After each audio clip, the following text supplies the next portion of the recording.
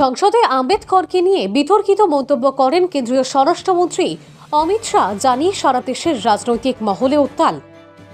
মঙ্গলবার রাজ্যসভায় সংবিধান সংক্রান্ত বিতর্ক চলাকালীন শাহ বলেন, এখন এক ফ্যাশন হয়েছে আম্বেদকর আম্বেদকর আম্বেদকর আম্বেদকর আম্বেদকর আম্বেদকর।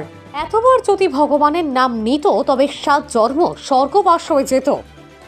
অমিত শাহর এই মন্তব্যে ক্ষোভে ফেটে পড়ে বিরোধী শিবির। বিরোধীদের দাবি, শাহ যেভাবে ওই কথাগুলি বলেছেন তাতে আম্বেদকরের চূড়ান্ত অবমাননা করা হয়েছে। বুধবার দিনভর নানাভাবে বিক্ষোভ দেখিয়েছে বিরোধী শিবির। আজ বৃহস্পতিবার বেলা 5 ঘটিকায়ও সেই বিক্ষোভের রেস দেখা গেল বীরভূমের নলহাটি শহরে।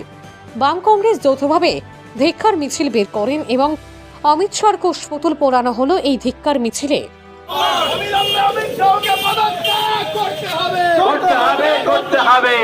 স্বরাষ্ট্রমন্ত্রী অমিত শাহ ঠিক ঠিক ধিক্কার, ঠিক ঠিক ধিক্কার, বিধান বিরোধী অমিত শাহকে ঠিক ঠিক ধিক্কার, ঠিক ঠিক ধিক্কার। অমিত শাহকে বরখাস্ত করতে হবে, করতে হবে, করতে হবে, অমিত শাহকে পদত্যাগ করতে হবে, করতে হবে, করতে হবে। এক দেশ এক ভোট মানছি না, মানব না, মানছি না, মানব না। আজাদ আম্বেদকরের অপমান। অবিলম্বে এই স্বরাষ্ট্রমন্ত্রীর পদত্যাগ দাবি করে এবং দেশবাসীর কাছে আম্বেদকর সম্পর্কে এই কুরুচিকর মন্তব্যের জন্য ক্ষমা প্রার্থনার দাবি জানিয়ে সারা দেশে আজ এবং কাল বাম গণতান্ত্রিক ধর্মনিরপেক্ষ দলগুলি ধিক্কার দিবসের আহ্বান জানিয়েছেন। আজ এবং কাল সারা ভারতবর্ষে এই মূর্খ স্বরাষ্ট্রমন্ত্রীর কুশপুতুল দাহ করা হবে।